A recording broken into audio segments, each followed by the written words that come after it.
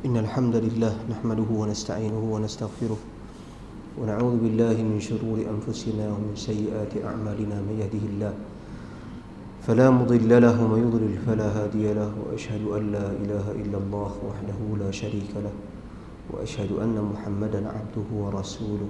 أما بعد. Terima kasih Tuan Imam, Tuan Bilal, ahli kuasa masjid, sudah hadirin, tuan-tuan, puan-puan, saudara-saudara, saudari-saudari sekalian. Alhamdulillah, kita merafakkan setinggi kesyukuran kepada Allah Subhanahu wa ta'ala, dikumpulkan bersama-sama pada malam ini dalam majlis ilmu dan bersempena dengan 12 Rabiul Awal, tarikh wafatnya Nabi SAW, yang diraihkan oleh sebahagian daripada masyarakat kita. Mereka mengambil pandangan ataupun pendirian sebahagian daripada ilmuwan-ilmuwan Islam bahawasanya hari ini adalah tarikh, pagi tadilah, tarikh lahirnya Nabi SAW.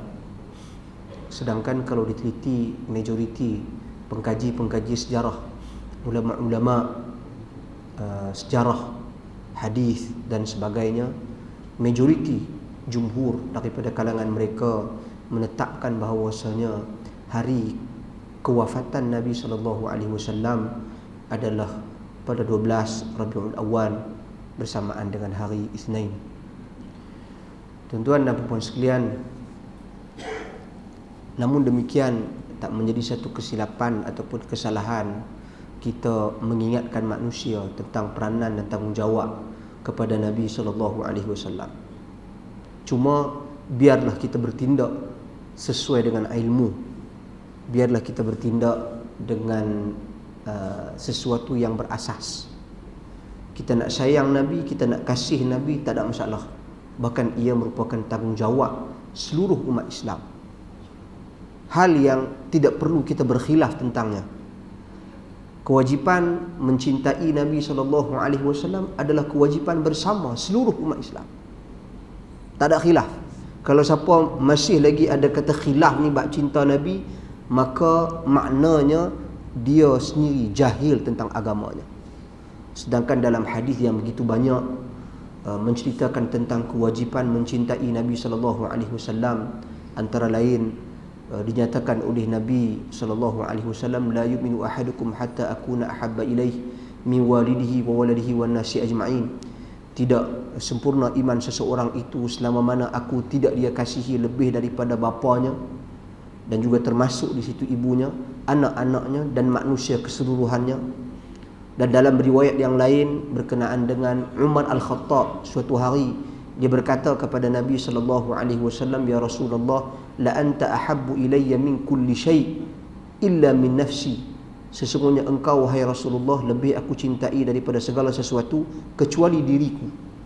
Nabi SAW menegur Umar Al-Khattab. Kata Nabi SAW, perkataan yang sepatutnya engkau ucapkan, walladhi nafsi biyadihi la anta ahabbu ilayya min kulli syai' hatta min nafsi. Maksudnya, demi jiwaku yang berada di tangannya, engkau, wahai Rasulullah, lebih aku cintai daripada segala-galanya termasuk diriku. Maknanya, kecintaan kepada Nabi SAW ini merupakan kecintaan yang merentasi ataupun melebihi segala sesuatu termasuk diri kita sendiri. Jadi dalam hal ini ijma', kesepakatan seluruh ulama-ulama Islam, ulama-ulama ahli sunnah, kewajipan mencintai Nabi SAW melebihi segala sesuatu kecuali Allah. Tentunya Allah Subhanahu wa ta'ala nombor satu. Adapun daripada kalangan makhluk, cintakan Nabi SAW adalah melebihi kecintaan manusia kepada segala sesuatu. Ini hal yang disepakati. Cumanya metod ataupun cara nak menzahirkan, menunjukkan kecintaan kepada Nabi SAW itu hendaklah diikat dengan ilmu pengetahuan. Dia tak boleh dibuat sesuka hati, dia tak boleh berasaskan ikut-ikutan. Tuan-tuan dan puan-puan sekalian, sebab itu bila saya sentuh bahawasanya hari ini sebenarnya kita sedang, sebahagian umat Islam sedang meraihkan hari kewafatan Nabi SAW. Padahal mereka berpendapat bahawasanya ini merupakan hari kelahiran Nabi SAW. Jadi pendapat yang bagaimana sumbernya, kekuatannya bagaimana di sisi pengkaji-pengkaji sejarah Islam, kita tak tahu. Sebab apa? Sebab bila ulama-ulama Islam mengkaji nas-nas, dalil-dalil, tulisan-tulisan sejarah terdahulu dan kini, tidak ada daripada kalangan mereka mampu menentukan berapa hari bulan Nabi dilahirkan sallallahu alaihi wasallam. Yang kita ketahui Nabi dilahirkan pada tahun Amul Fil, tahun gajah. Satu. Kedua, yang kita tahu Nabi SAW dilahirkan pada hari Isnin. Tarikh dia bila, berapa hari bulan, wallahu alam. Tak ada siapa mampu memberikan satu ketetapan. Tapi berbeza dengan hari kewafatan Nabi SAW. Ya, majoriti ahli ilmu berpendapat, ini dinukilkan oleh seorang tokoh, bukan dia seorang saja, bahkan ramai lagi, antaranya Ibnu Hajar Al-Asqalani, tokoh besar ulama mazhab Syafi'i, ulama hadis besar mazhab Syafi'i, Al-Imam Ibnu Katsir, yang menyatakan kesepakatan majoriti ulama Nabi SAW wafat pada 12 Rabiul Awal, kena pada hari Isnin. Tuan-tuan dan puan sekalian, jadi itu satu perkara mungkin nilai tambah untuk kita faham, dalam kita nak meraihkan sesuatu, dalam kita nak menyatakan kecintaan kita kepada Nabi SAW, biar berasas. Jadi tuan-tuan dan puan sekalian, yang paling penting minggu depan kan, bahkan ada beberapa pihak dia mengambil langkah berapa bulan, sebulan, 2-3 bulan mereka sambut upacara-upacara tertentu bagi menonjolkan kecintaan kepada Nabi SAW. Umat Islam, tuan-tuan dan puan sekalian, peranan mereka ke atas Nabi SAW simple saja. Simple maknanya mudah untuk difahami. Mudah. Dia bukan kata sesuatu benda yang berat. Tak. Mudah untuk difahami. Bukan kata susah, nak pening-pening, nak kena fikir, nak kali-kali apa semua, nak macam matematik. Tak ada. Benda mudah. Nombor satu dalam agama menetapkan kewajipan dan tanggungjawab bagi setiap individu Muslim. Nombor satu sekali, beriman dengan Nabi SAW. Beriman. Bila kata beriman dengan Nabi SAW dalam rukun iman, dalilnya cukup jelas. Bila ditanya kepada Jibril AS tentang iman, apa itu iman, apa itu rukun-rukun iman, Jibril AS menjelaskan, an tu'mina billah wa malaikatihi wa kutubihi wa rusulihi.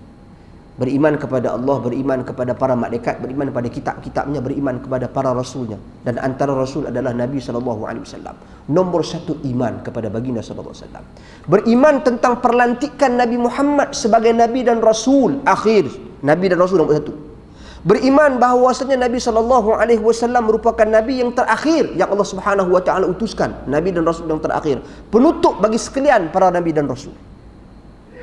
Beriman bahawasanya diturunkan oleh Allah Subhanahu Wa Taala kepada Nabi SAW Al-Quranul Karim. Beriman bahawasanya Nabi SAW Allah Subhanahu Wa Taala bekalkan kepada baginda khasais. Ada keistimewaan tertentu yang kita namakan dia sebagai mukjizat. Keistimewaan, satu mukjizat, dan satu lagi keistimewaan yang kita lain tak boleh buat tapi Nabi boleh buat. Ada. Yang ni kita kena bezakan. Mukjizat perkara-perkara yang khariqul adah, yang mencarikan adat. Contoh belah bulan, mana boleh? Nabi SAW boleh. Itu mukjizat. Mengeluarkan air daripada batu, daripada tangan Nabi SAW sendiri, itu mukjizat. Dalam peristiwa peperangan Khandaq, Nabi SAW kucai kacau, kita panggil kucai kacau makanan yang sahabat Nabi radhiyallahu anhu ni dia buat sikit ya. Dia mai panggil Nabi SAW saja untuk makan. Pelan-pelan dia mai bisik dekat Nabi. Tapi Nabi SAW piklui panggil semua orang. Dia kata jenuh, lauk aku tak cukup. Tapi dia bagi Nabi yang isikan makanan tersebut ternyata cukup untuk semua yang terlibat dalam peperangan Khandaq itu makan, bahkan ada lebih lagi dalam bekas tersebut. Itu mukjizat yang mencarikan adat yang manusia tengok tak logik di akal, tapi itu kelebihan Allah berikan kepada Nabi SAW.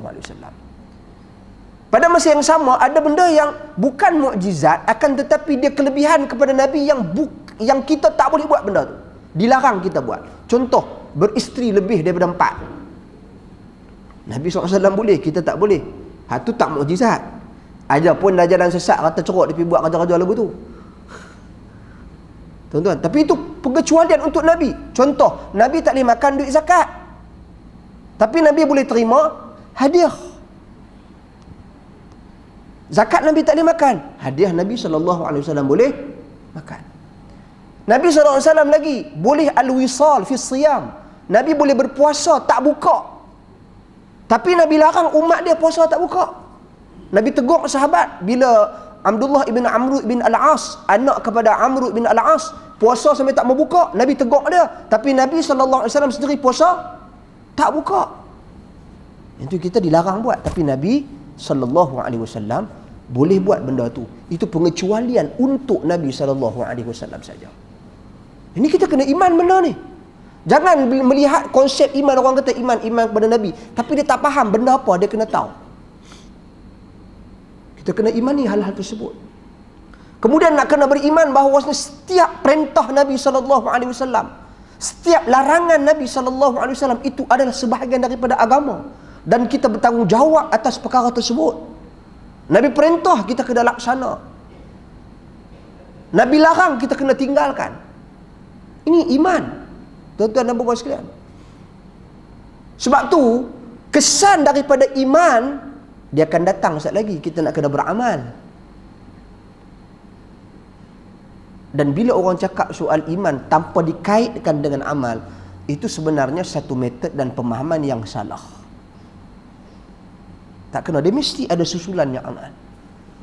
Sebab tu nombor satu tentang Nabi, tanggungjawab peranan kita ke atas Nabi SAW, kena beriman dengan Nabi, dengan hal-hal yang telah saya sebutkan tadi. Cuma bagaimana kita nak perkasakan iman kita kepada Nabi SAW? Sebab itu ahli ilmu, para ilmuwan Islam menekankan soal yang kedua, mengenal Nabi. Kita kena kenal Nabi melalui sirah baginda SAW, hayat kehidupan baginda SAW, kena kenal. Jadi tuan-tuan dan puan, isu masalah paling besar pada hari ini, orang kita tak kenal Nabi SAW. Dia tak kenal rupa paras Nabi. Betul, kita tak pernah tengok, tetapi di sana terdapat banyak hadis-hadis yang menyebut dan menceritakan tentang bentuk wajah rupa Nabi, warna kulit Nabi SAW, bulu-bulu di badan Nabi SAW, rupa paras Nabi, bentuk rambut Nabi, janggut Nabi SAW, ketinggian Nabi, bentuk badan Nabi SAW. Ini semua direkodkan dalam hadis. Apakah kita tahu atau tidak? Tak tahu. Lepas tu sirah Nabi SAW sendiri, hari ni orang duk sebarkan, ialah sempena dia berkata maulid Nabi, dia bersebarkan tentang biodata Nabi SAW. Banyak saja peristiwa-peristiwa yang tak betul dinukilkan. Ya, para ulama-ulama Islam dalam soal sirah, dalam soal sejarah, bahkan Al-Imam Ahmad ibn Hanbal sendiri menyebut, dinukilkan daripada anaknya Abdullah ibn Ahmad, kata dalam bab sirah ni, dalam bab sejarah ni, ulama-ulama hadis tidak terlalu ketat, tidak terlalu tegas. Mereka agak longgar dalam soal sirah. Maknanya sirah ni tak apalah, biarlah. Kita tak payahlah nak keras sangat, tak payahlah nak kata nak ini sahih tak sahih, sanad dia betul ke tidak. Agak longgar, tidak terlalu ketat. Tetapi tuan-tuan dan puan-puan sekalian, ingin saya maklumkan di sini, maksud ulama-ulama hadis dengan perkataan tadi bukan bererti kita boleh cedok ikut suka kita, tak. Mereka merujuk, kalau sekiranya riwayat sirah itu riwayat yang bersifatnya dhaif, lemah, bukan lemah yang sangat-sangat lemah ataupun lemah yang hampir palsu, masih lagi boleh pakai. Tapi kalau sangat-sangat lemah, hampir palsu. Tuan-tuan dan puan sekalian, bercanggah dengan riwayat sirah sejarah yang lain, hadis-hadis yang lain. Yang tu mana boleh pakai. Apatah lagi kalau cerita-cerita dalam sirah yang membawa kepada pembentukan hukum. Itu pun tak boleh. Keluar namanya hukum amalan sesuatu perkara. Mana boleh kita ambil daripada riwayat sirah yang tidak sahih. Dia mesti kena sahih sebab membentuk satu ibadat ataupun amalan. Contoh kata kalau macam orang kita ni sensitif lah. Ketika mana Nabi SAW sampai di Madinah Al-Munawwarah, disambut gembira oleh golongan Ansar, sehingga disebut di dalam hadis as-sibyan wal abna, budak-budak kecil, anak-anak kecil, budak-budak semua keluar sambut Nabi SAW, melaungkan jaa Muhammadun, Muhammad ni dah datang, Muhammad dah datang, Allahu Akbar, dengan suara takbir memuji Allah Subhanahu wa taala.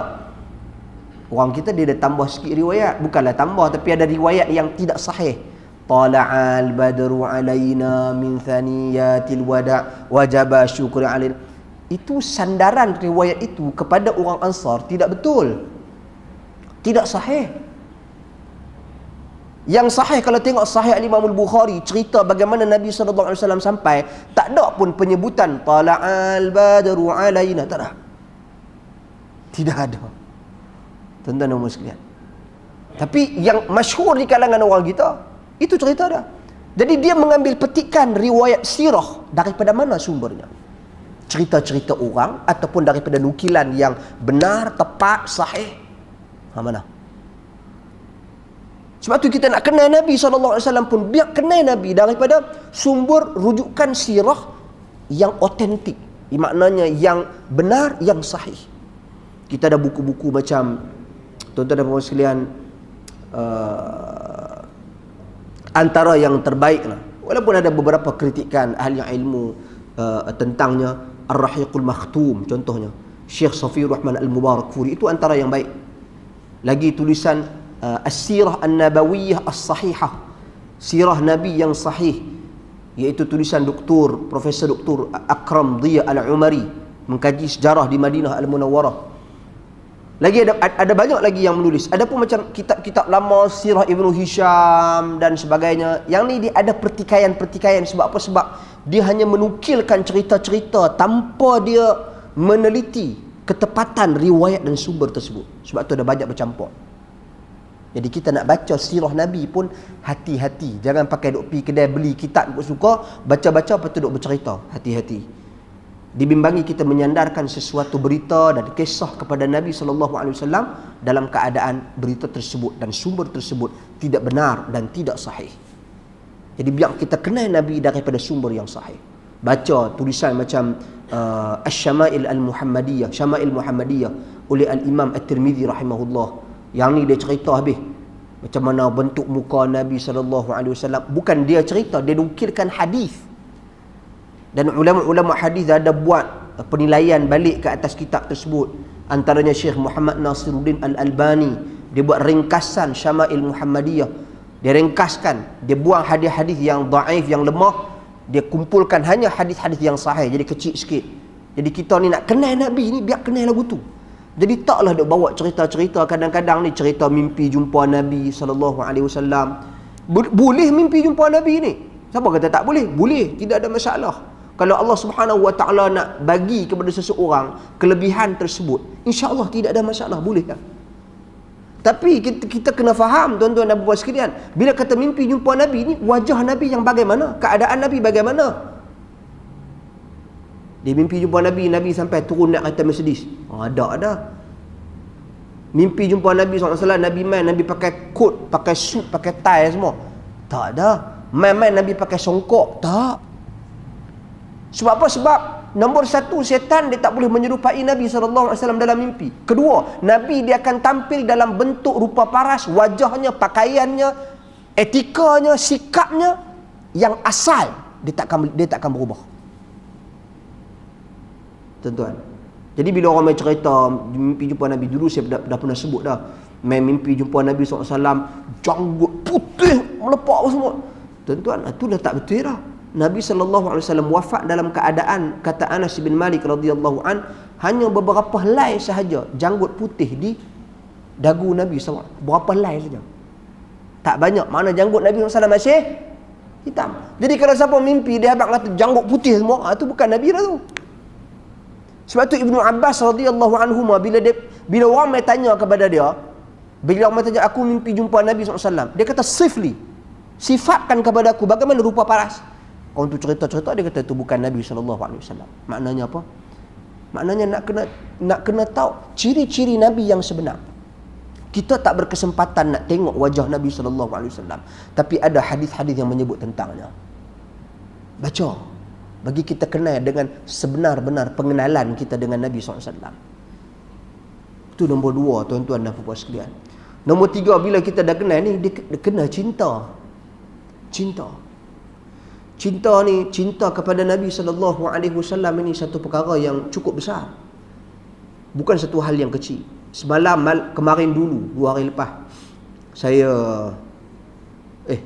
kemarin dulu hari Sabtu, saya di Melaka, kita ada buat kajian satu kitab tulisan Dr. Fadl Ilahi Zahir, adik kepada Syekh Ihsan Ilahi Zahir.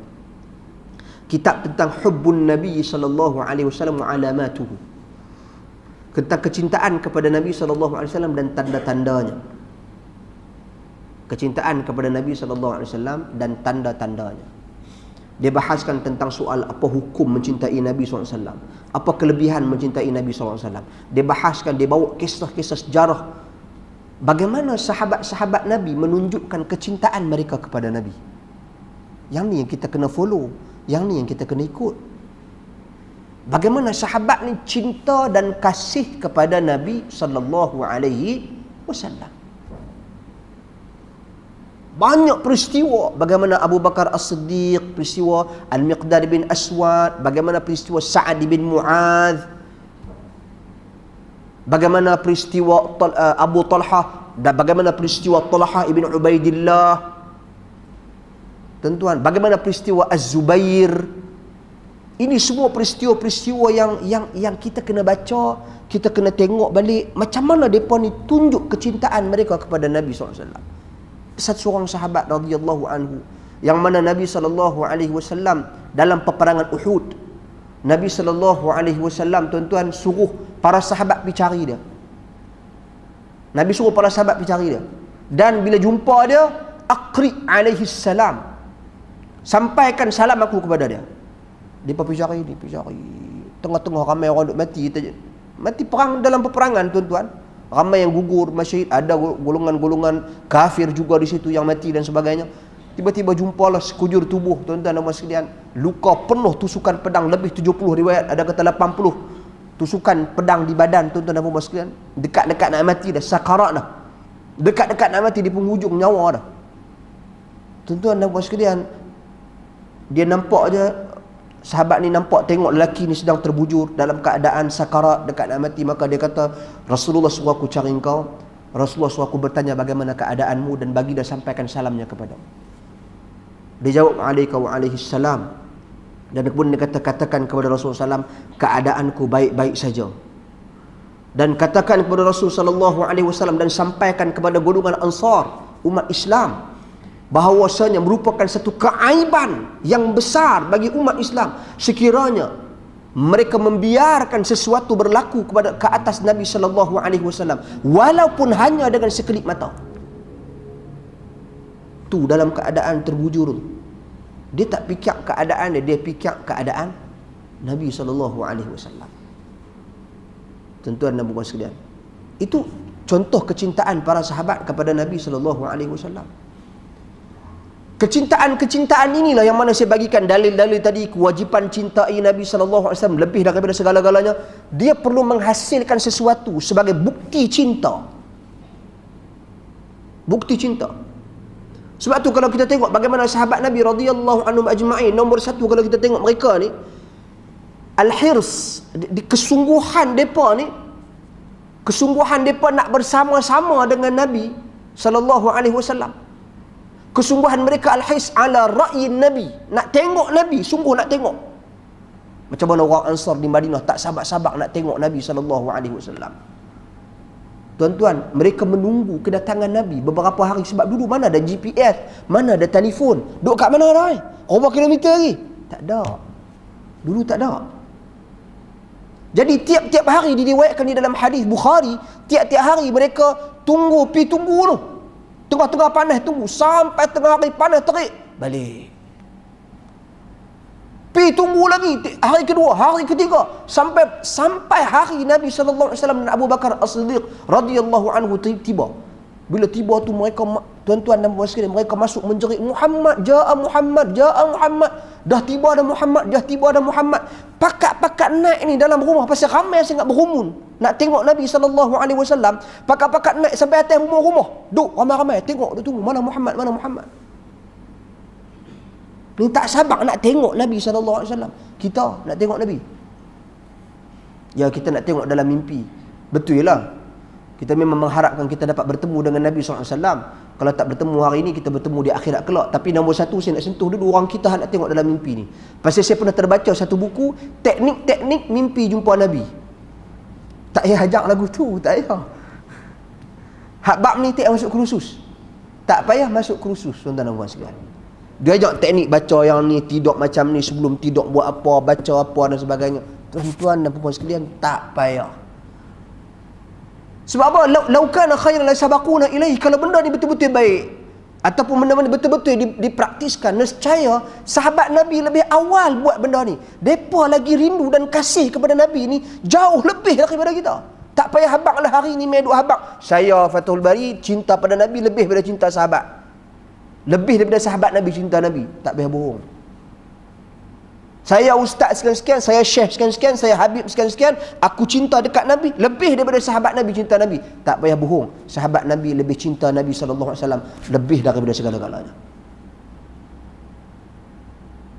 Jadi tuan-tuan, mimpi jumpa Nabi ni dia tak payah teknik-teknik apa. Allah nak bagi keistimewaan kepada seseorang. Cuma tentunya bagaimana hubungan kita dengan Allah, bagaimana kehidupan kita mempraktiskan apa tidak sunnah Rasul sallallahu alaihi wasallam. Kalau kita jauh daripada sunnah Rasul sallallahu alaihi wasallam, macam mana kita nak dapat hal-hal yang seperti ini, keistimewaan untuk melihat wajah Nabi sallallahu alaihi wasallam daripada dekat. Dan yang paling penting kali di akhirat. Sebab tu tak pelik sahabat Nabi mai tanya Nabi, ya Rasulullah. Ya Rasulullah, sahabat Nabi dia mai tanya Nabi. Dia tanya apa?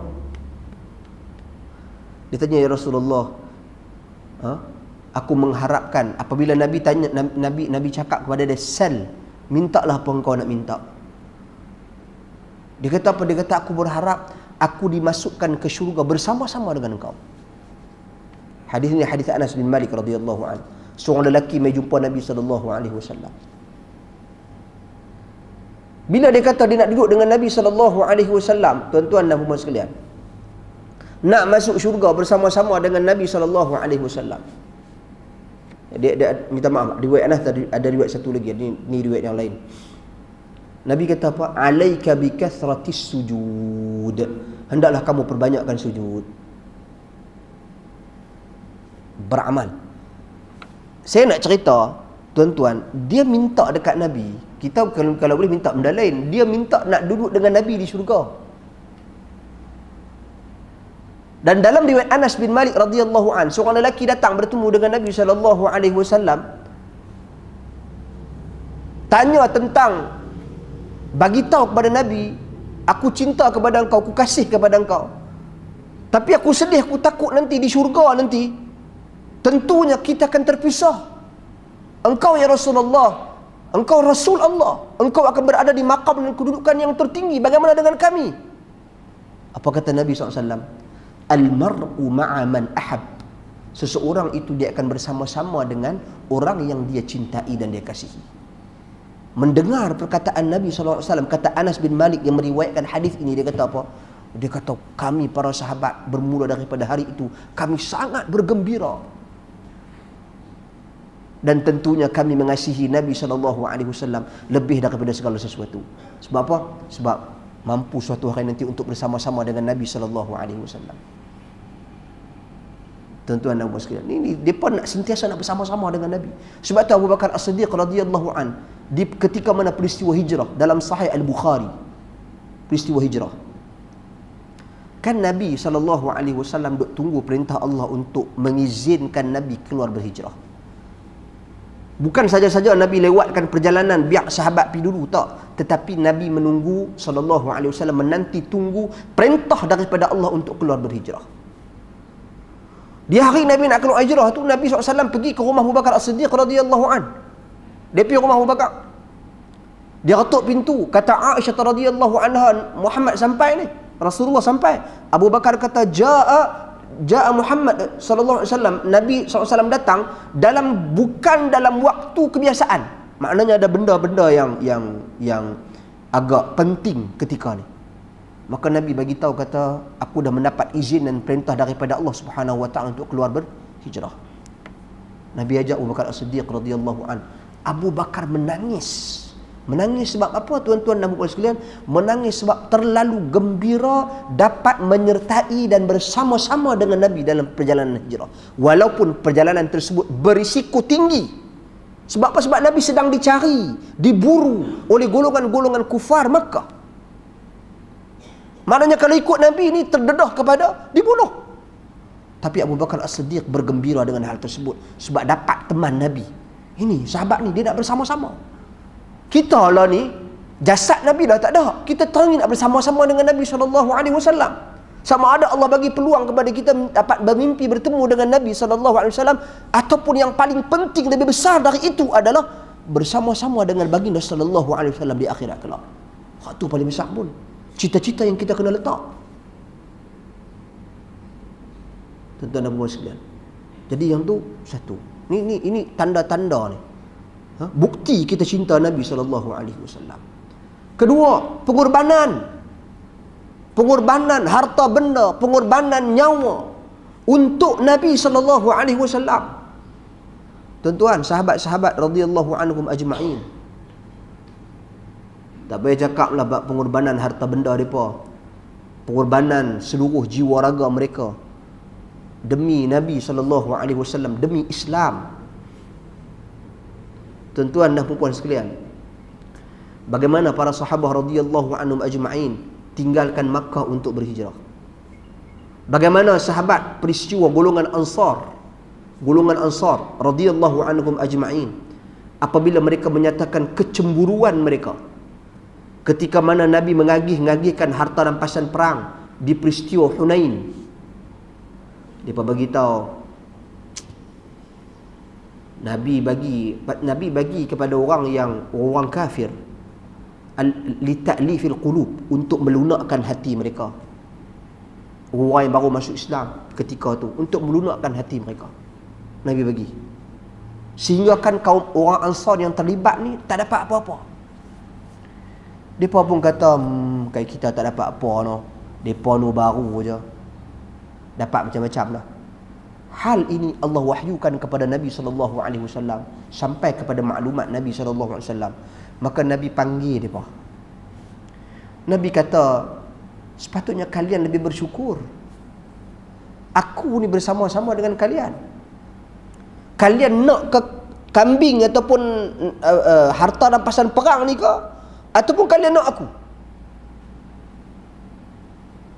Sama-sama dengan Nabi kata lagu tu, tuan-tuan, pakat teriak habis.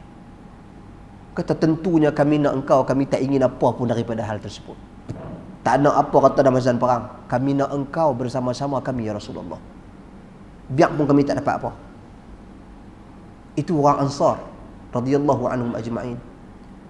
Soal harta benda, pangkat kedudukan ni, soal nyawa ni, tuan-tuan dan puan sekalian, bagaimana peristiwa sahabat-sahabat Nabi dalam peperangan Uhud? Kalau baca balik, bagaimana peristiwa Talhah ibn Ubaidillah radhiyallahu an bersama dengan 11 orang Ansar di hari Uhud, keliling Nabi SAW, menjadikan badan-badan mereka serangan tombak, panah, pedang, tikaman, sebatan, tusukan. Talhah ni, dia duduk dekat Nabi ni, Sebelah orang ni, ada sebelah orang keliling Nabi. Pasal Nabi ketika tu dah kena serang. Dah kena attack, jatuh pingsan beberapa kali sehingga kan Nabi tak boleh nak pertahankan diri Nabi SAW sendiri. Tuan-tuan dan puan-puan sekalian, apa yang berlaku bila Talha kata aku nak pergi, Nabi kata jangan dulu, tunggu dulu. Intazir, Nabi kata tunggu. Bagi orang Ansar pergi dulu seorang. Pergi kena bunuh.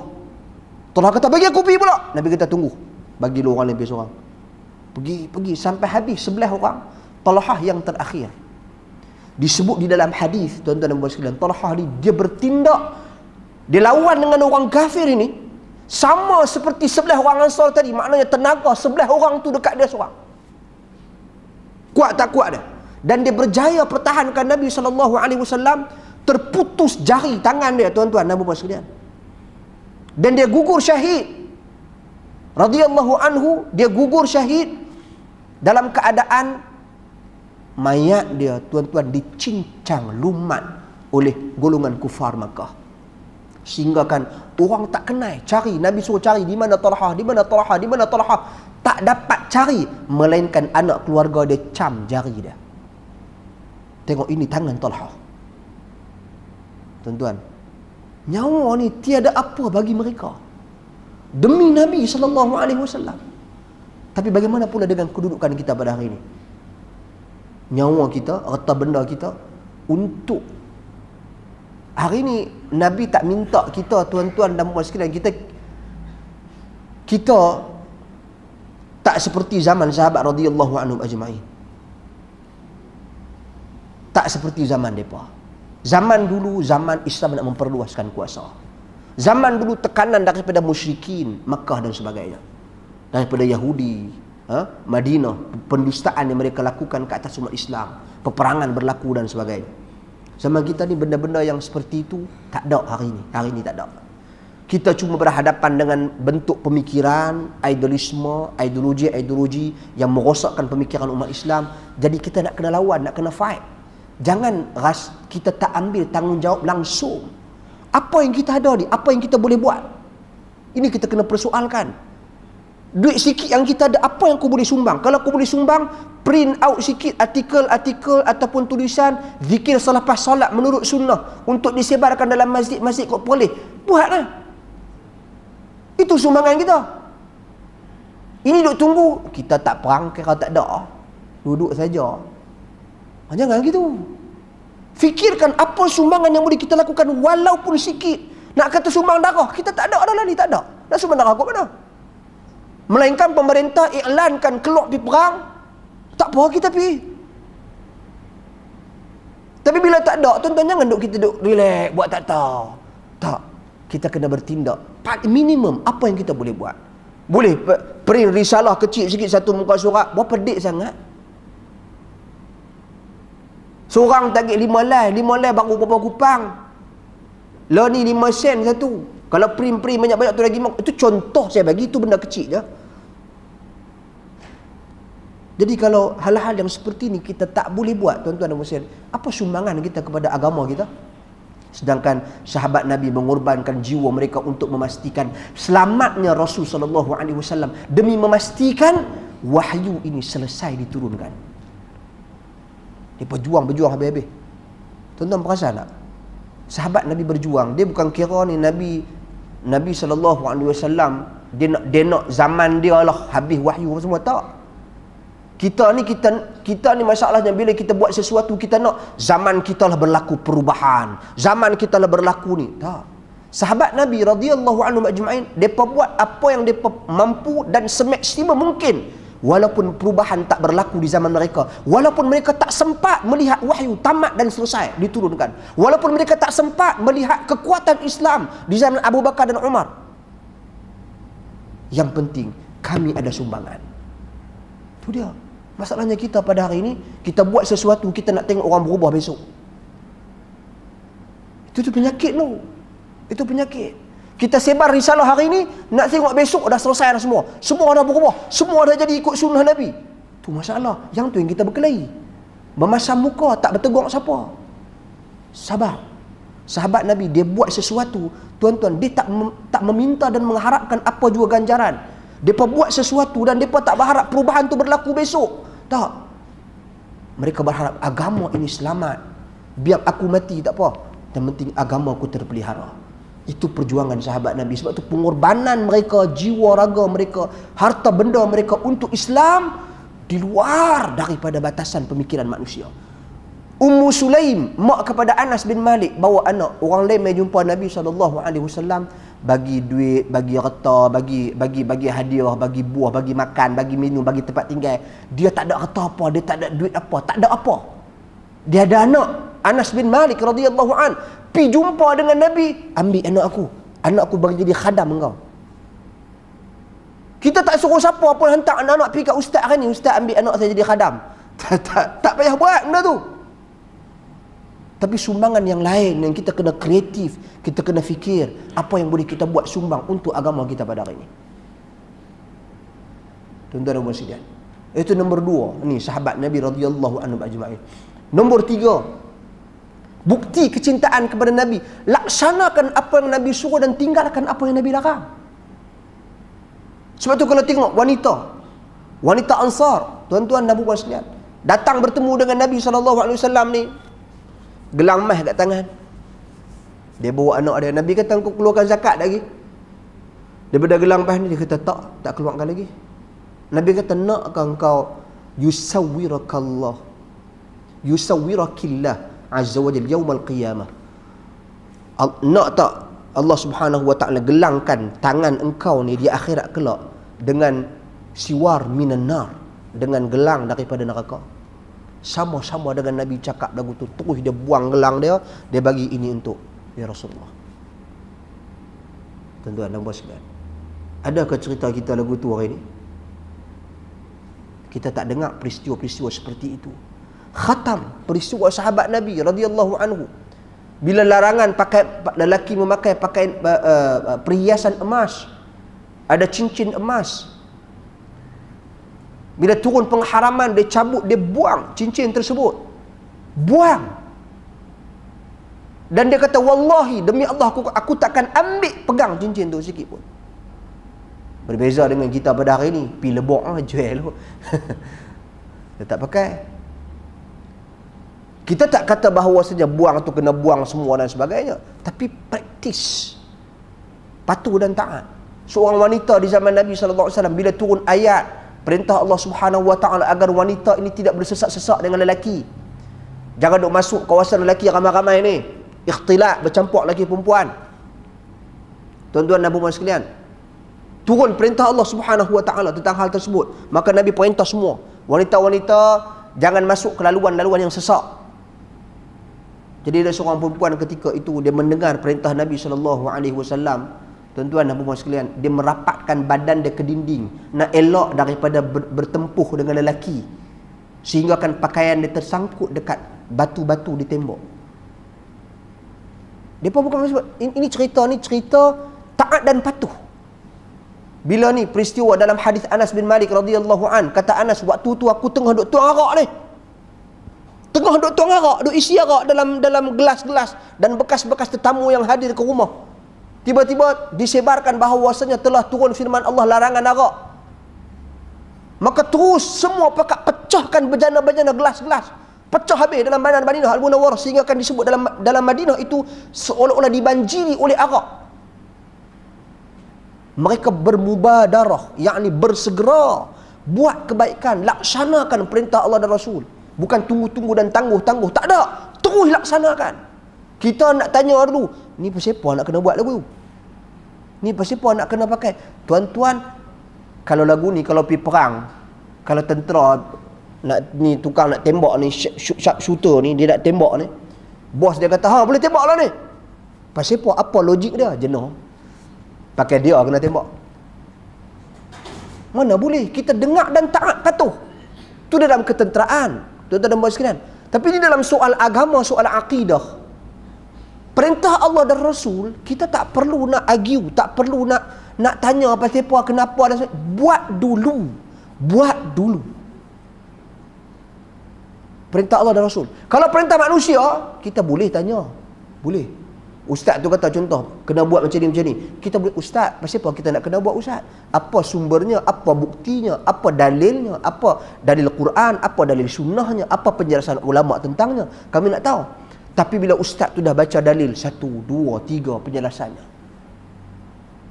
Tuan-tuan, tak perlu fikir-fikir panjang dah. Laksanakan. Jadi macam sahabat Nabi. Ketika mana berlaku penurunan wahyu tentang peralihan kiblat, Nabi solat tempat lain, satu kampung ni solat tempat lain. Bila Nabi SAW solat, bila dah bertukar kiblat dan sebagainya, ada seorang lelaki ni, dia lalu di satu kampung, dia tengok orang tu solat masih lagi menghadap Masjid Al-Aqsa, dia tempik. Dia kata, ni turun dah wahyu tadi, Muhammad SAW dah tukarkan arah kiblat daripada Masjid Al-Aqsa ke Masjidil Haram. Depa yang sedang duduk semayang tadi ni pusing. Terus patuh, terus taat, terus laksanakan terus. Ini bukti kecintaan kita kepada Nabi SAW. Sebab tu bila datang perintah selawat, kita kena selawat. Perbanyakkan selawat ke atas Nabi SAW. Akthiru salata alayya yaumul jum'ah man salla alayya wahidatan sallallahu alaihi asyara. Perbanyakkan ke atasku selawat pada hari Jumaat. Siapa selawat sekali, Allah akan balas ke atas dia 10 kali. Dengar nama Nabi SAW, sebut selawat, Allahumma salli ala Muhammad wa ala ali Muhammad. Dan biar kita berselawat itu dengan lafaz-lafaz selawat yang otentik, yang original, yang Nabi sendiri ajak dekat sahabat. Sebab tentunya Nabi suka dengan lafaz tersebut. Kalau Nabi tak suka, Nabi tak ajak lagu tu. Kalau ia bukan wahyu, Nabi tak ajak. Nabi ajak lafaz selawat yang paling tepat, yang Nabi suka, yang Allah suka. Lepas tu ikut, cek balik, kita ni selawat kita ni betul ke? Tuan-tuan dan puan sekalian, tak payahlah kita nak pergi mengkeliling orang, selawat orang ni tak betul, selawat orang ni tak betul. Kita cek kita selawat ni, kita berselawat benar apa tidak, cara, teknik kita berselawat kepada Nabi SAW. Kita bagi laluan kepada azan sikit, saya kita sambung, kita buka sesi soal jawab. Wallahu a'lam. Sila.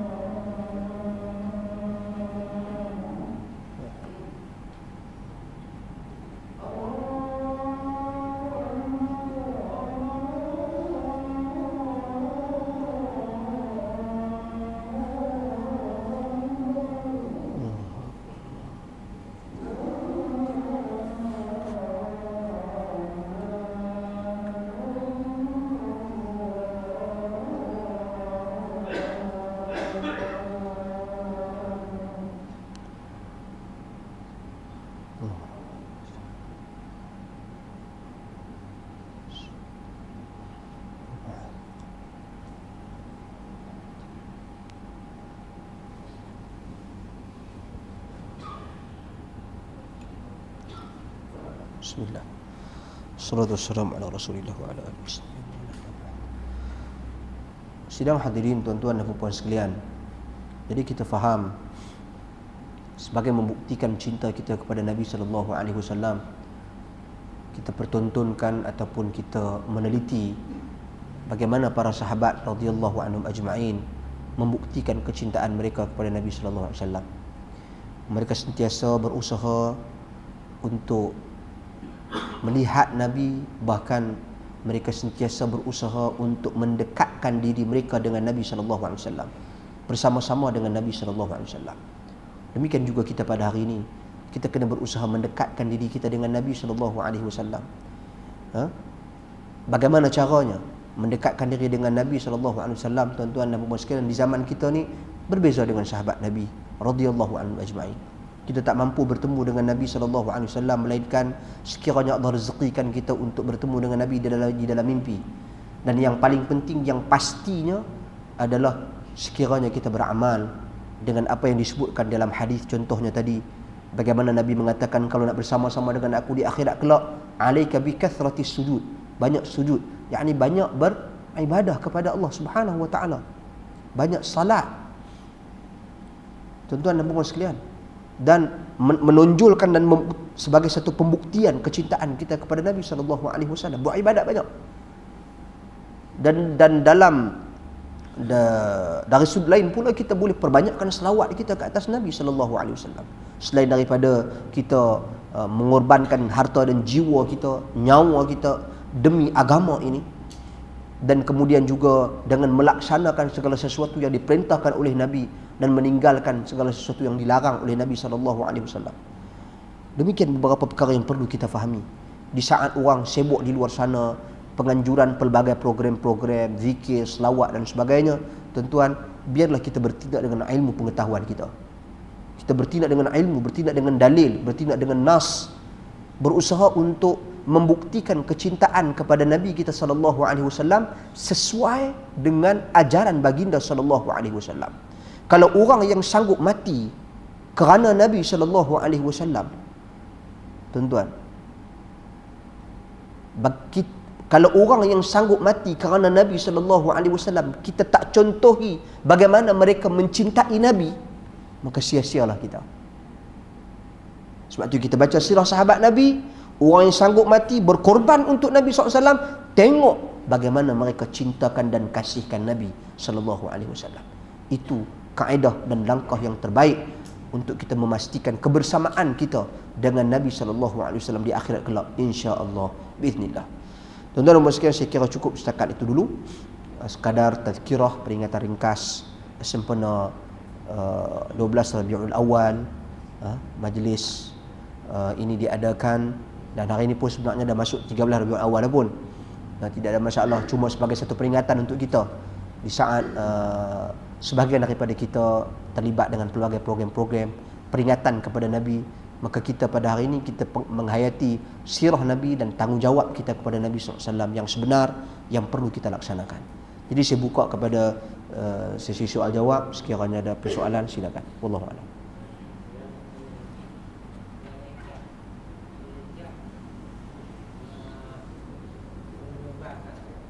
Macam mana?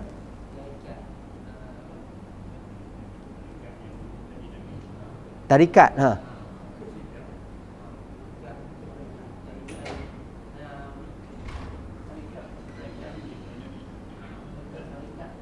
Tarikat, tarikat apa? Tarikat apa yang cintai Nabi? Tarikat apa yang mencintai Nabi sallallahu alaihi wasallam? Soalannya gitu. Dia macam ni, tuan-tuan dan puan sekalian. Tarikat yang mencintai Nabi, tarikat Nabi. Tariqah ni, asal perkataan tariqah ni, tariqah jalan, cuma dia dah di-brandingkan. Macam contoh lah saya bagi, Maggi. Maggi ni bubuh pi Indomie ke apa, orang panggil Maggi ke? Pasal dia di-brandingkan benda tu Maggi. Jadi mai hak rintin-rintin lagu tu, semua orang panggil Maggi. Ni Maggi, ni Maggi. Walaupun jenama dia bukan Maggi. Macam tu juga bila kita cakap soal tarikat ni, tuan-tuan dan puan sekalian.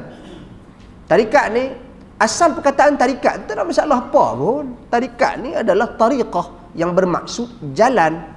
Cuma pasal dia telah dibrandingkan, maknanya dia telah dijenamakan sebagai satu aliran sufism. Aliran sufi. Macam perkataan sufi itu tak ada masalah apa pun.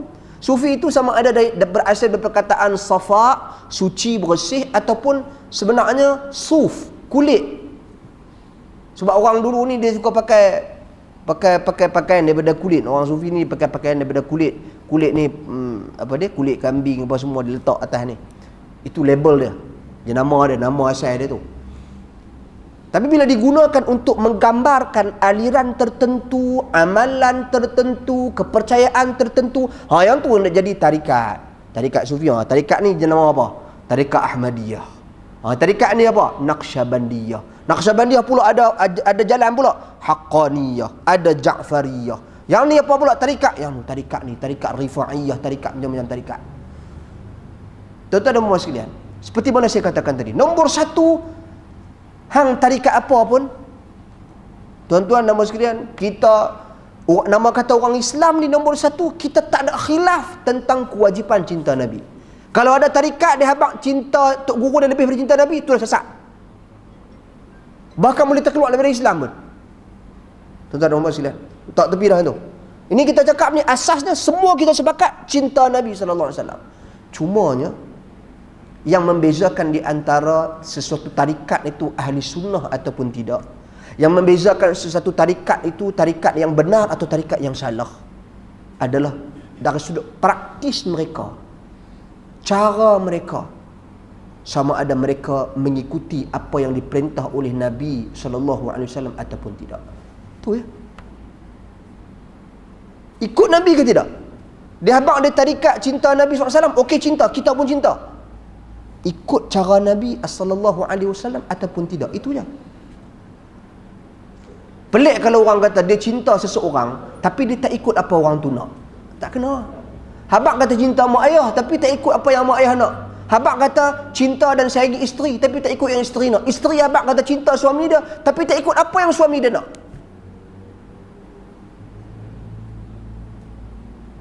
Tuan-tuan dan puan-puan, kena clear benda ni. Sebab tu contoh, kalau contohlah kita katakan isteri mengandung, teringin buah harum manis. Contoh. Kita ni buktikan kesayangan kepada isteri kita, kita pergi beli plum salah. Buah harum manis duk ada, pergi beli plum salah, tak mau pergi beli harum manis. Ni bukti abang siapa? Pasal salah ni lagi besar daripada harum manis. Ini bukti abang sayang dekat cik, abang beli plum salah. Sebab plum salah ni lagi besar. Tengok tu, besar. Dia panjang lagi. Dari harum manis kecil lah. Tuan-tuan dan puan-puan, bila dia kata tak cik nak harum manis, dia plum juga dia kata. Tuan-tuan dan puan-puan, macam tu juga kita dengan Nabi SAW. Nabi abang suruh selawat, kata dia kita selawat, betul kita selawat. Tapi selawat yang jenis yang bagaimana? Cara dia bagaimana? Kuantiti dia banyak mana? Bini abang plum dia nak 3 biji. Kadang-kadang ni yang dia jenis-jenis apa?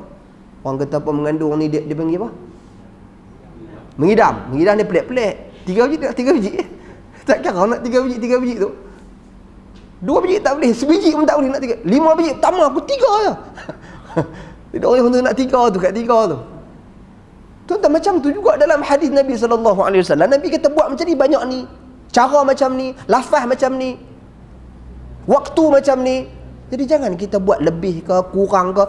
Buat exactly, sebiji macam apa yang Nabi SAW ajar. Tu bukti cinta. Sebab tu pelik kalau orang kata orang cinta dekat Nabi SAW, tiba-tiba dia buat benda yang bercanggah, berbeza, lebih, terkurang, terni, tambah lagi.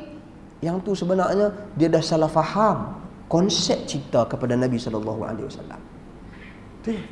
Jadi kalau tanya tarikat ni, tarikat mana? Tarikat yang Nabi ajak. Itu yang terbaik untuk kita patuhi dan terbaik untuk kita ikuti. Wallahu a'lam. Terima kasih. Okay.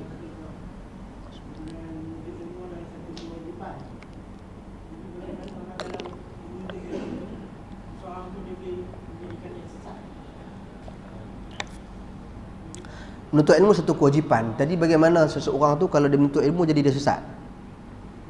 Dia menuntut ilmu tapi dia sesat. Tuan-tuan dan puan sekalian,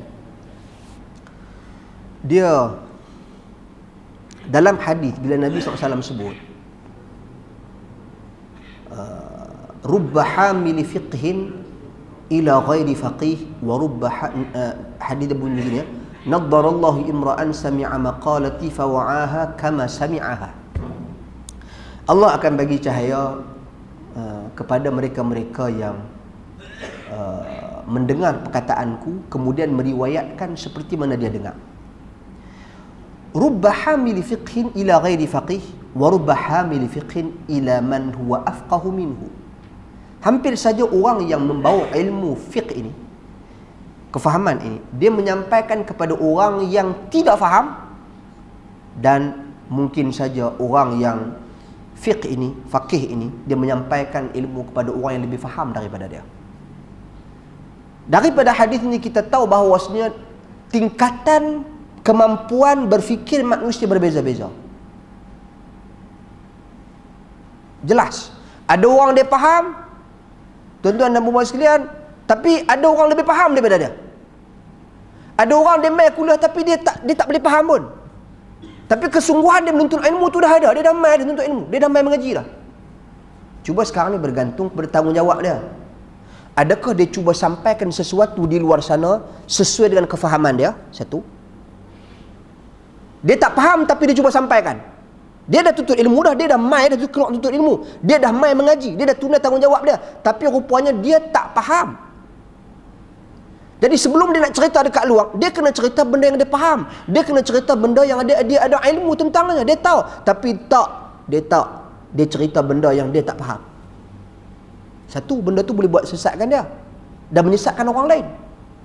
Kedua, dia mai mengaji. Tuan-tuan dan puan sekalian, dia faham, dia tahu, tapi dia tak mau cerita dekat luar. Orang tanya dia tak memberikan jawapan dan maklumat yang betul dan tepat. Sebab apa? Sebab dia mai mengaji tu, dia tak setuju dengan tok guru dia tu. Dia tak setuju dengan penyampai kuliah dia ni. Dia ada cita-cita lain. Tuan-tuan dan puan sekalian, macam sama seperti peristiwa Wasil bin Atha dengan Hasan Al-Basri. Wasil bin Atha anak murid Hasan Al-Basri. Dia masuk duduk dalam kelas tok guru dia, tapi dia tak setuju dengan tok guru dia. Dia keluar pergi di belakang, dia buat lain kuliah kat belakang.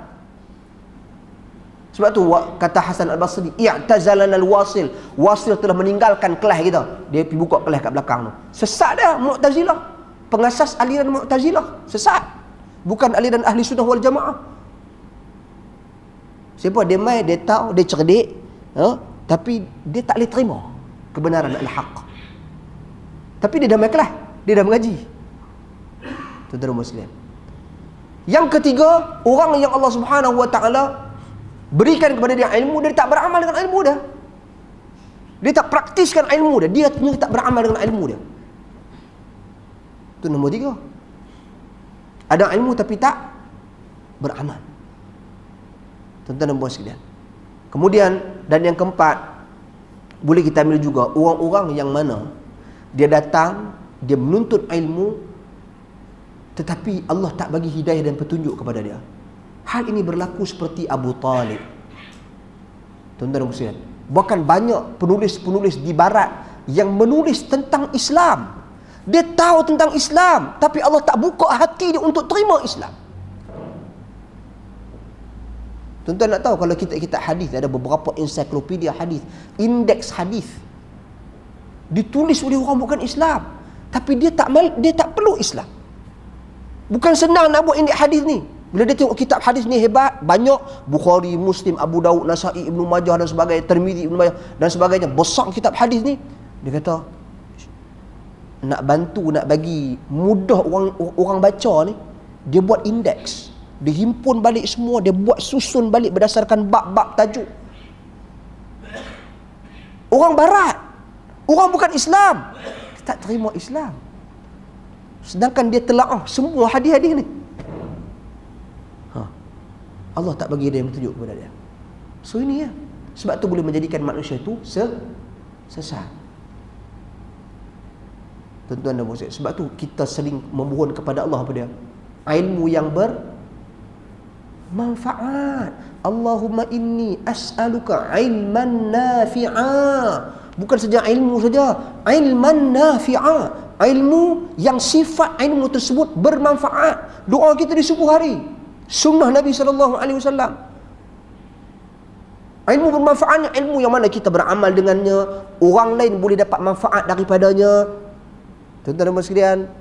Dan kita sendiri boleh menyampaikan ilmu tu kepada orang, orang tu beramal, kita pula dapat pahala, dan kemudian kita berubah kerana ilmu tu, jadi lebih baik kehidupan kita. So itu yang kita doa kepada Allah Subhanahu Wa Taala. Bukan ilmu tu menyesatkan kita. Sebab tu hadis-hadis berkaitan dengan kepentingan kewajipan tuntun ilmu ni. Contohnya, man salaka tariqan yaltamisu fihi ilma, sahalallahu lahu tariqan ilal jannah. Barang siapa yang memilih jalan yang ada padanya ilmu, Allah akan permudahkan baginya jalan menuju ke syurga. Tengok bagaimana Nabi sebut. Nabi tak kata masuk syurga terus, tapi permudahkan. Sebab apa? Sebab dia bila dia hadir majlis ilmu, dia dah terdedah dengan kebaikan.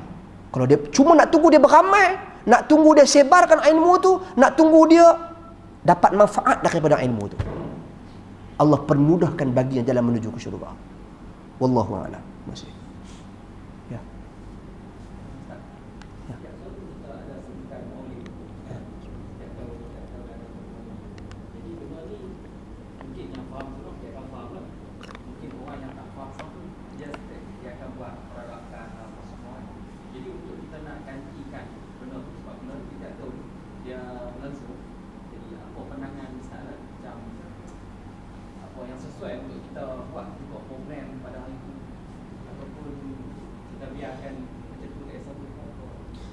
Bismillah. Terima kasih.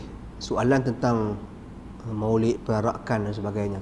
Tuan-tuan, ni soalan yang sensitif. Orang kita dengan soalan-soalan, isu-isu yang seperti ini sangat sensitif. Khususnya bagi yang kurang pendedahan tentang bagaimana sunnah para sahabat radhiyallahu anhum ajma'in dalam menunjukkan kecintaan mereka kepada Nabi. Sebab benda ni dah jadi satu tradisi lama dalam masyarakat kita. Kita nak keluar hidup kelai kata ceruk dengan orang, banyak isu, banyak masalah. Cumanya kita kena sampaikan ilmu pada masyarakat kita. Kena bagi tahu. Tu saya katakan tadi, kalau sahabat radhiyallahu anhum ajma'in, mereka sanggup korbankan nyawa mereka dalam keadaan mereka tak tahu apa nak berlaku besok. Mereka tak tahu apa nak berlaku lusa. Mereka cuba mengharapkan bahawasanya agama ini akan lestari, kekal, dan manusia akan mendapat kebaikan daripada agama ni suatu hari nanti, walaupun mereka tak tahu. Macam tu juga kita buat saja pada hari ini, tuan-tuan dan puan sekalian. Kita sebarkan ilmu, elakkan persekintaan dan pertembungan yang agak tidak sihat. Nak lawan hentam-hentam tak habis. Pasal apa? Pasal majlis agama Islam ni dia bukan di bawah kerajaan pusat, dia di bawah majlis agama Islam negeri, dan dia di bawah raja-raja. Kalau ada orang boleh terima faham dengan cara yang baik, baiklah. Tapi kalau ada orang dia tak boleh, dia tegas dengan pendirian dia, berkelahi. Bila berkelahi, ustaz-ustaz nak pergi mengajak sana sini, semua tak boleh. Orang sekat, orang tak pergi mengajak, orang tangkap dan sebagainya. Kalau nak ikut mereka ni lagi bagus daripada hak yang duk menyanyi lagu atas pentas, menyanyi yang nu, menyanyi yang ni, menyanyi yang nu, menyanyi yang ni. Point dia 2-3 aja, tapi cerita lain tu banyak. Tapi itulah hakikat dan realitinya. Jadi kita pada hari ni, bila kita nak tangani benda ni, betul, saya setuju sebahagian yang kata tak payah buat apa. Betul, memang tak payah buat apa, nak buat apa. Kita memang wajib cinta Nabi dah. Kita wajib kenal Nabi dah, kita kena baca sirah Nabi, kita kena praktis sunnah Nabi. Tapi tuan-tuan, dalam berhadapan dengan pemikiran dan keadaan masyarakat yang kurang faham, tuan-tuan, satu, kedua, sensitif sangat. Jangan kacau benda ni benda teras, padahal bukan teras pun. Yang lagi teras tu engkau ikut Nabi, tu lagi teras. Zahirkan cinta adalah dengan ikut dan contoh, patuh, taat. Innama kana qaulal mu'minin idza du'u ila Allah wa rasulihi an yaqulu sami'na wa ata'na.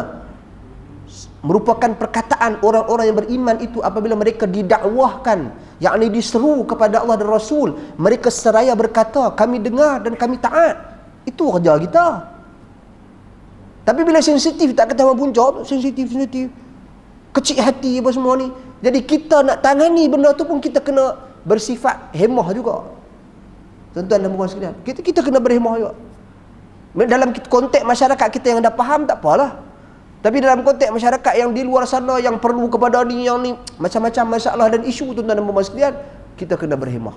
Jadi kita sediakan kepada mereka, okey tak apa hari ni hangpa nak ni, cerita-cerita yang betul tentang Nabi SAW. Bagi faham, nak selawat dengan lafaz yang betul dari Nabi SAW. Bukan untuk create lafaz sendiri, cara sendiri dan sebagainya. Dan hal ini pun kita kena ingat, benda ni pun bukan boleh benda ni berjalan selama-lamanya dengan cara yang macam ni. Tak boleh. Nanti orang 100 tahun lagi pula kata, yang ni yang kita kena buat hari Maulid ni. Satu hal lagi pula, ustaz zaman tu pula nak cerita. Sekadar berikan ilmu. Ambil contoh macam para sahabat mengajar bacaan-bacaan dalam salat. Dulu ni bacaan subhana rabbil a'la, subhana rabbil azim. Sebagai sahabat, cara mereka ajak, mereka kuatkan bacaan tu bagi orang dengar apa nak baca. Al-Imam Syafi'i rahimahullah, praktis dia nak ajak orang zikir salat selepas salat, apa zikirnya. Dia mengeraskan bacaan zikir tu bagi orang belakang dengar apa yang nak baca. Dan hal itu dia tak dijadikan sebagai satu hal yang berterusan, tak. Sampai orang dah dengar, orang dah faham, orang dah boleh baca, orang dah boleh ingat, berhenti je. Itu je. Tapi isunya pada hari ini, ada pihak-pihak berkepentingan tertentu. Bila kita bagi pendapat, contoh soal maulid ini dari perspektif ilmu dan akademik, tapi dia ambil dari perspektif permusuhan, pergaduhan, perbalahan. Tuan-tuan, kita pun kata, kita pun nasihat juga diri kita sendiri, kawan-kawan kita, hampa nak kritik ni, kritik dengan cara berhemah sudah ha. Tak payahlah balun-balun sampai duk pergi maki apa semua sekali, tak payah. Kita bawa kes krisis yang panjang. Tapi bila kita dah lunak, kita dah kritik dengan cara yang berilmiah dan sebagainya, kita bagi cadangan, kita bagi pandangan dan sebagainya, ada orang tertentu ni, dia ambil ni macam video kita ni, sekali keluar, live ke tak live ke, ada record ke, dia ambil ni, dia pergi letak video ustaz lain sebelah, pak pidawan. Kelih. Tu yang tarik panjang. Tuan-tuan dan puan sekalian. Jadi hal-hal yang macam ni yang tak boleh. Tak sagi dia ambil dia pergi letak dengan mufti tu. Sagi dia ambil dia pergi letak dengan ustaz ni. Sagi dia ambil dia pergi letak dengan ustaz ni kata apa. Tengok ustaz ni kata apa. Yang ni melaga-lagakan orang ni. Bagilah pendapat nak bagi. Kita berhak bagi pendapat, dan ini pendapat dan pendirian kita dalam soal ini. Cinta Nabi wajib. Selawat ke atas Nabi, pendirian ahli sunnah wal jamaah, tuan-tuan dan puan sekalian, satu sunnah yang sangat besar. Semua orang kena selawat ke atas Nabi SAW. Semua orang kena selawat. Bahkan merupakan satu kewajipan bila orang dengar nama Nabi SAW, dia kena selawat ke atas Nabi SAW. Kita sepakat benda tu. Cuma metod, cara penyampaiannya dan sebagainya, itu berlaku kekhilafan di situ. Jadi kita kalau boleh kita nak ni, biarlah kita bertepatan dengan petunjuk Nabi SAW. Biar kita sesuai dengan apa yang Nabi SAW ajarkan kepada kita. Tuan-tuan dan puan sekalian, biar lagu tu. Kita tak ingin melakukan hal-hal yang menyelisihi apa yang Nabi SAW ajarkan kepada kita. Jadi Nabi ajak cinta ke dia lagu ni. Cara dia macam ni, kaedah dia macam ni. Yang lagu ni yang kita ikut. Adapun yang hal-hal lain tu, wallahu alam, tuan-tuan dan puan sekalian, tidak ada satu sumber yang kukuh lagi berasas, maka kita letak ke tepi dulu. Kita boleh cadangkan alternatif-alternatif lain. Ceramah bagi ingat ni. Hari-hari ni tuan-tuan, pasal sepakat ulama majoriti hari ni hari kewafatan Nabi SAW, 12 Rabiul Awal. Maka cerita ni, siapa tahu di hari wafatnya Nabi, beberapa hari sebelum wafatnya Nabi, peristiwa-peristiwa yang menyentuh jiwa umat Islam. Kena tahu ni bagaimana Nabi SAW wafat. Kita tak cerita orang bagaimana Nabi SAW wafat. Yang kita cerita ni bagaimana Nabi lahir. Pun cerita-cerita bagaimana Nabi lahir pun banyak unsur-unsur yang mengelirukan dan bukan berasaskan sumber yang otentik. Ni masalah dia. Tu yang keluar cerita-cerita mengarut tentang Nabi lahir, yang ni berlaku, yang ni berlaku, yang ni berlaku. Tidak sahih. Banyak tidak sahih. Jadi kalau kita nak perbetulkan cerita hari ni, biar bagi umat Islam berfikir soal pemergian Nabi. Tuan-tuan, ulama-ulama Islam menamakan hari kewafatan Nabi sebagai satu bala yang menimpa umat Islam. Bala. Bayangkan hari Nabi SAW wafat, berlaku dah perselisihan dah. Dah berselisih dah. Hampir berpecah. Dah berselisih. Berlaku perbezaan pendapat kat mana Nabi nak dikebumikan. Berlaku perbezaan pendapat siapa nak jadi khalifah. Macam-macam peristiwa. Berlaku perbezaan pendapat ni. Tentera Usama bin Zaid ni kita nak hantar pergi perang ke tak? Nak hantar pergi perang kan? Usama kata kepada Abu Bakar, tak apalah, nak tunggu dulu Nabi SAW dikebumikan. Abu Bakar kata, tak. Muhammad SAW, Nabi telah perintah agar engkau ni, aku takkan hentikan perintah Nabi SAW. Pergi juga. Pergi perang. Bayangkan tentera Islam nak pergi perang dalam keadaan hati yang sedih kerana kewafatan Nabi, tetapi demi melaksanakan perintah Nabi SAW, pergi juga. Tu. Tuan-tuan, ini bagaimana sahabat radhiyallahu anhum ajma'in depa kasih kepada Nabi SAW. Tu kita kena cerita di hari wafat Nabi. Cerita bagi orang faham dan orang dapat cernakan bagaimana konsep dan kaedahnya mencintai Nabi SAW dengan kecintaan yang lebih benar dan lebih tepat. Wallahu a'lam. Tu pandangan saya. Terima kasih. Okey. Dah lagi. Okey, last.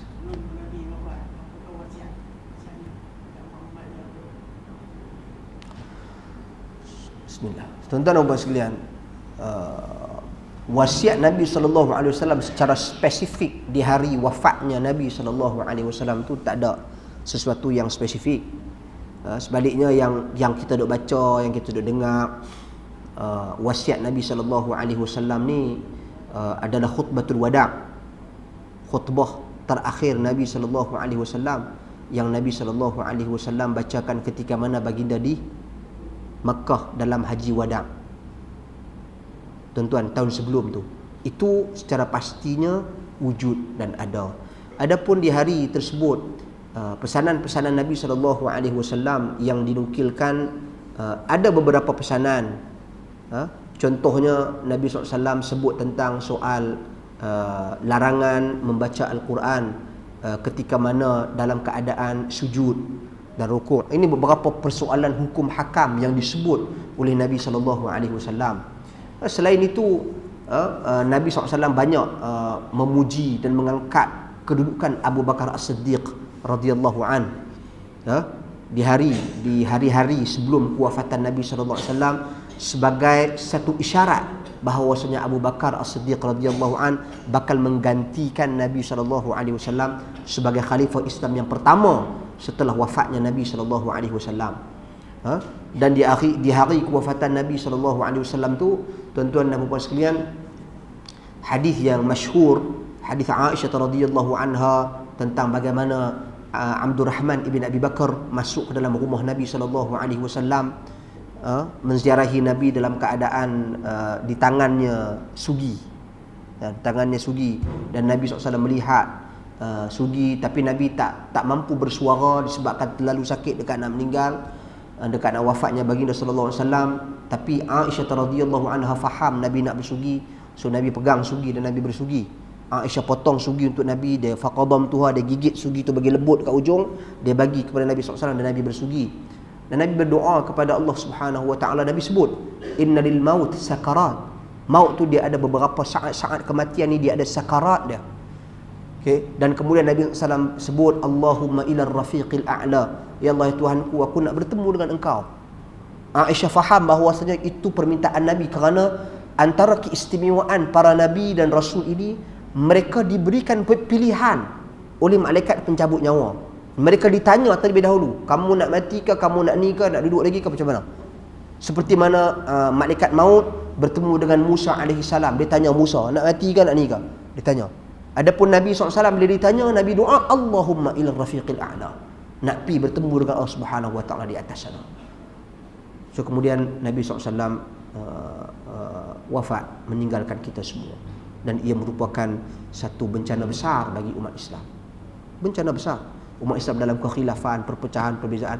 Tuan-tuan, khilaf mazhab ni pun walaupun dilihat dari perspektif positif adalah satu khilaf yang membawa kepada kepelbagaian pendapat dan pandangan, akan tetapi sebenarnya dia ujian yang cukup besar, sebab dia melahirkan kumpulan-kumpulan pentaksub. Ni kau ni taksub mazhab dia, kau ni taksub. Yang tak taksub lagu kita ni tak apa. Tapi masalahnya ada pentaksub. Kalau tak berlaku beberapa ratus tahun dulu pembunuhan sebab kawan ni mazhab Hanafi, sebab kawan ni mazhab Syafi'i. Bunuh, perang, bunuh.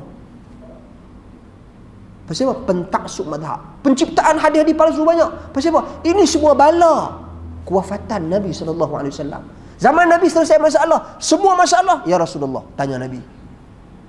Takkan ada siapa berani bagi komen. Semua akan tunggu penjelasan Nabi, semua akan patuh kepada apa yang Nabi SAW jelaskan. Tapi selepas kewafatan Nabi, macam-macam berlaku. Tafsiran pelbagai di kalangan sahabat Nabi berselisih. Aisyah radhiyallahu anha berselisih tentang soal ini, melihat Allah hukum, melihat Allah di akhirat kelak. Berselisih tentang soal adakah Nabi itu melihat Allah ketika peristiwa Mi'raj ataupun tidak. Selisih habis. Tapi kalau masa Nabi ada, kalau tanya soalan tu dah ada jawapan. Tidak. Selisih. Uthman selisih, dia pergi buat salat tak jamak, tak qasar ketika mana berada di pelaksanaan ibadat haji. Tapi nak tanya siapa pasal tu? Nabi tak nak tanya sahabat ni kata tak payah buat, kata sahabat ni kata okey tu. Jadi ada kekhilafan. Kekhilafan ini sebenarnya tuan-tuan dan puan sekalian, dari satu sudut dia membawa kepada kepelbagaian. Itu yang ulama kata tu, ikhtilaf al-ummah rahmah. Perselisihan umat tu adalah satu rahmat. Itu bukan hadis Nabi ya. Tu dari satu sudut betul kepelbagaian, keterbukaan. Jadi kita janganlah taksub sangat. Tapi dari satu sudut lain, dia melahirkan kumpulan-kumpulan pelbagai ni. Ada sampai yang taksub Syiah, Khawarij, Mu'tazilah, sekarang ni liberal dan sebagainya. Lahirkan pemikiran pelbagai. Semua orang nak takwil agama ikut suka dia. Ini bala daripada kewafatan Nabi SAW. Dan manusia sedang diuji untuk memastikan siapakah daripada kalangan kita memiliki amal perbuatan yang terbaik. Jadi saya kira cukup di situ dulu. Moga-moga kita dapat manfaat dalam perkongsian kita pada malam ini. Dan tuan-tuan dan puan sekalian, saya ucapkan banyak terima kasih pada pihak masjid sudi mengadakan program ini dan menjemput saya. Dan insya-Allah di lain masa kita bertemu lagi. Kita tangguh majlis dengan kafaratul majlis. Subhanakallahumma bihamdik, asyhadu an la ilaha illa anta, astaghfiruka wa atubu ilaik.